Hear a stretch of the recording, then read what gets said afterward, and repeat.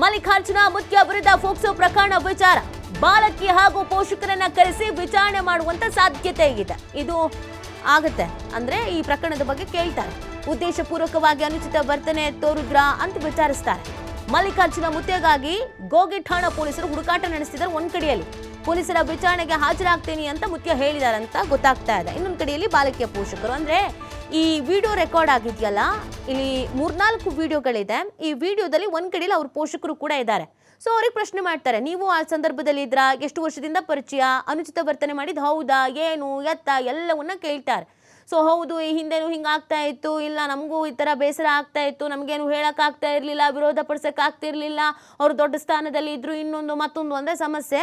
But ಆ ಥರ ಏನೂ ಇಲ್ಲ, ಮೊದಲಿಂದನೂ ಗೊತ್ತು, ಅವ್ರು ನಮ್ಮ ಮಗಳು ಥರನೇ ನೋಡ್ತಾ ಇದ್ರು, ನಮಗೇನು ಇದರಲ್ಲಿ ಅಸಮಾಧಾನ ಇಲ್ಲ, ನಮಗೆ ಇದು ಅನುಚಿತ ವರ್ತನೆ ಅಂತ ಅನಿಸಿಲ್ಲ ಅಂತಂದರೆ ಏನಾಗುತ್ತೆ ಅನ್ನೋದು ಇಂಪಾರ್ಟೆಂಟ್ ಆಗತ್ತೆ.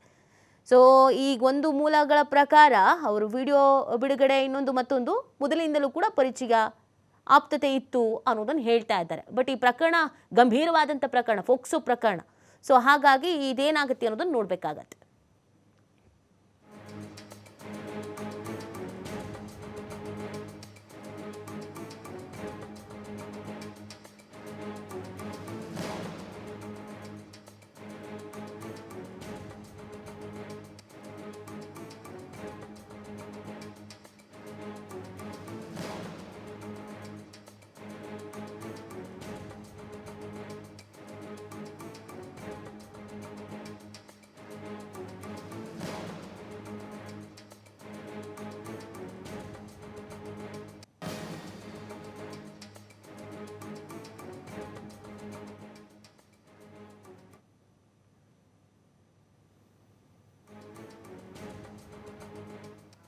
ಮಾಹಿತಿ ನೀಡ್ತಾರೆ ನಮ್ಮ ಪ್ರತಿನಿಧಿ ಮಲ್ಲಪ್ಪ. ಈ ಪ್ರಕರಣ ಸಾಕಷ್ಟು ಗಂಭೀರವಾದಂಥ ಪ್ರಕರಣ.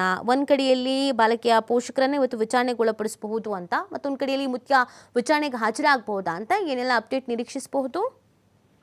ಅಪ್ರಾಪ್ತ ಬಾಲಕಿ ಜೊತೆ ಅನುಚಿತ ವರ್ತನೆ ಆರೋಪದ ಮೇಲೆ ಪೋಕ್ಸೋ ಪ್ರಕರಣ ದಾಖಲಾದ ಬೆನ್ನಲ್ಲೇ ಮಲ್ಲಿಕಾರ್ಜುನ ಮುತ್ಯ ಅವರು ಈಗಾಗಲೇ ಪರಾರಿಯಾಗಿದ್ದಾರೆ. ಹೈದರಾಬಾದ್ನಿಂದ ತೆಲಂಗಾಣಕ್ಕೆ ಹೋಗಿದ್ದಾರೆ ಅನ್ನೋ ಮಾಹಿತಿ ಇದೆ. ಆದರೂ ಕೂಡ ಅವರು ವಿಚಾರಣೆಗೆ ಬರುವಂತೆ ಪೊಲೀಸರು ನೋಟಿಸ್ ನೀಡಿದ್ದಾರೆ. ಆದರೆ ವಿಚಾರಣೆಗೆ ಅವರು ಇಲ್ಲಿವರೆಗೆ ಬಂದಿಲ್ಲ.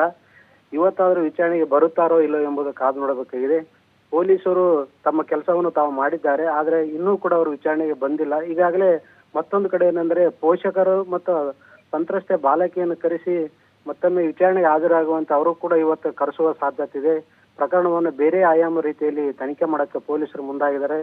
ಹೀಗಾಗಿ ಮಲ್ಲಿಕಾರ್ಜುನ ಮುತ್ಯ ಅವರ ಮೇಲೆ ಏನು ಗಂಭೀರವಾದ ಒಂದು ಪ್ರಕರಣ ದಾಖಲಾದ ಬೆನ್ನಲ್ಲೇ ಅವರು ಕೂಡ ನಾಪತ್ತೆಯಾಗಿದ್ದಾರೆ. ಇದೊಂದು ಕಲ್ಯಾಣ ಕರ್ನಾಟಕ ಭಾಗದಲ್ಲಿ ಸಾಕಷ್ಟು ಸಂಚಲನ ಮೂಡಿಸಿದೆ. ಇವತ್ತಾದ್ರೂ ಅವರು ವಿಚಾರಣೆ ಬರುತ್ತಾಳ, ಒಂದ್ ವೇಳೆ ಬರದಿದ್ರೆ ಪೊಲೀಸರು ಏನಾದ್ರೂ ಅವರನ್ನ ಬಂಧಿಸಲು ಏನಾದ್ರು ಪ್ರಯತ್ನ ಮಾಡುತ್ತಾರಾ, ಅಥವಾ ಇನ್ನೂ ಕೂಡ ಇವತ್ತಿಗೂ ಕೂಡ ವಿಚಾರಣೆ ನೆಪದಲ್ಲಿ ಏನಾದ್ರು ಕಾಲಹರಣ ಮಾಡುತ್ತಾರಾ, ಏನಾದ್ರು ವಿಶೇಷ ತಂಡ ರಚನೆ ಮಾಡಿ ಒಬ್ಬ ಪೊಲೀಸ್ ಅಧಿಕಾರಿ ನಿಯೋಜನೆ ಮಾಡಿ ಅವ್ರನ್ನೇನಾದ್ರು ಎಲ್ಲಿದ್ದಾರೆ ಅಂತ ಪತ್ತೆ ಮಾಡುವ ಕೆಲಸ ಮಾಡುತ್ತಾರಾ? ಯಾಕಂದ್ರೆ ಅಜ್ಞಾತ ಸ್ಥಳದಲ್ಲಿ ಇದ್ದುಕೊಂಡೇ ಅವರು ವಿಡಿಯೋವನ್ನು ಹರಿಬಿಟ್ಟಿದ್ದಾರೆ. ಆ ವಿಡಿಯೋ ಮುಖಾಂತರ ನಾನು ಎಲ್ಲಿ ಹೋಗಿಲ್ಲ, ಇಲ್ಲೇ ಇದ್ದೀನಿ ಅಂತೇಳಿ ಸ್ವಾಮೀಜಿ ಅವರು ಹೇಳಿದ್ದಾರೆ. ಆದ್ರೆ ಇಲ್ಲೇ ಇದ್ರು ಕೂಡ ಪೊಲೀಸರಿಗೆ ಯಾಕೆ ಅವರು ಯಾವ ಸ್ಥಳದಲ್ಲಿ ಕುಳಿತು ವಿಡಿಯೋನ ಅಪ್ಲೋಡ್ ಮಾಡಿದ್ದಾರೆ ಎಂಬ ಮಾಹಿತಿ ಗೊತ್ತಾಗ್ತಾ ಇಲ್ಲ. ಯಾಕಂತಾರೆ ತಂತ್ರಜ್ಞಾನ ಯುಗದಲ್ಲಿ ಯಾವುದೇ ಒಂದು ರೀತಿಯ ವಿಡಿಯೋವನ್ನು ಅಪ್ಲೋಡ್ ಮಾಡಿದಾಗ ಅದನ್ನ ಸೈಬರ್ ಕ್ರೈಮ್ ಮೂಲಕ ತನಿಖೆ ನಡೆಸಿದಾದ್ರೂ ಕೂಡ ಅದನ್ನ ಪತ್ತೆ ಮಾಡಬಹುದಾಗಿತ್ತು. ಆದ್ರೂ ಕೂಡ ಪೊಲೀಸರು ಪತ್ತೆ ಮಾಡುವಂತ ಕಾರ್ಯ ಮಾಡ್ತಾ ಇಲ್ಲ. ಬರೀ ವಿಚಾರಣೆಗೆ ಕರಿತಾ ಇದೀವಿ ಅಂತೇಳಿ ನೋಟಿಸ್ ನೀಡಿದ್ದಾರೆ. ಆದ್ರೆ ಅವರು ವಿಚಾರಣೆಗೆ ಬರ್ತಾ ಇಲ್ಲ. ಅಜ್ಞಾತ ಸ್ಥಳದಲ್ಲಿ ಕುಂತ್ಕೊಂಡೆ ಎಲ್ಲವನ್ನ ತೆರೆಮರೆಯಲ್ಲಿ ಕೂಡ ಮುತ್ಯ ಅವರು ತಮ್ಮ ಪರವಾಗಿ ಯಾವ್ಯಾವ ರೀತಿಯಿಂದ ಏನೇನ್ ಮಾಡ್ಬೇಕು ಅದೆಲ್ಲವನ್ನು ಮಾಡ್ತಾ ಇದ್ದಾರೆ. ಈಗಾಗಲೇ ಬಾಲಕಿಯ ಪೋಷಕರು ನಾವು ಮುತ್ಯ ಅವರನ್ನ ದೈವದ ರೀತಿಯಲ್ಲಿ ನೋಡ್ತೀವಿ, ಅವರು ನಮ್ಮ ಮಗುವನ್ನು ಪ್ರೀತಿಯಿಂದ ಮುದ್ದಾಡಿದಾರೆ ಹೊರತು ಅದರಲ್ಲಿ ಯಾವುದೇ ರೀತಿಯಿಂದ ದುರುದ್ದೇಶವಿಲ್ಲ ಅಂತ ಪೋಷಕರು ಹೇಳಿಕೆ ಕೊಟ್ಟಿದ್ದಾರೆ. ಇದರ ಬೆನ್ನಲ್ಲೇ ಇವತ್ತು ಕೂಡ ಪೊಲೀಸರನ್ನು ಕರೆಸಿ ಅವರನ್ನು ವಿಚಾರಣೆ ಮಾಡುತ್ತಾರೆ ಎನ್ನುವ ಪೊಲೀಸ್ ಮೂಲಗಳಿಂದ ತಿಳಿದು ಬಂದಿದೆ. ಆದ್ರೆ ಪೋಷಕರು ಇವತ್ತಾರು ವಿಚಾರಣೆಗೆ ಬರುತ್ತಾರೋ ಅಥವಾ ಇಲ್ವೋ ಅದನ್ನು ಕೂಡ ಬಹಳ ನಿಗೂಢವಾಗಿಳಿದೆ. ಎಲ್ಲವೂ ಕೂಡ ಪೊಲೀಸರ ಮೇಲೆ ಇದು ತನಿಖೆಯನ್ನು ನಿಂತಿದೆ. ಹೀಗಾಗಿ ಮಲ್ಲಿಕಾರ್ಜುನ ಮುತ್ಯ ಅವರು ಎಲ್ಲಿದ್ದಾರೆ ಎಂಬುದನ್ನೇ ಬಹಳ ನಿಗೂಢವಾಗಿ ಉಳಿದುಕೊಂಡಿದೆ. ಪೊಲೀಸರು ಅವರೇನ ಮಾಡ್ತಾರೋ ನೋಡ್ಬೇಕಾಗಿದೆ. ಥ್ಯಾಂಕ್ ಯು ತಮ್ಮೆಲ್ಲ ಡೀಟೇಲ್ಸ್ಗೆ.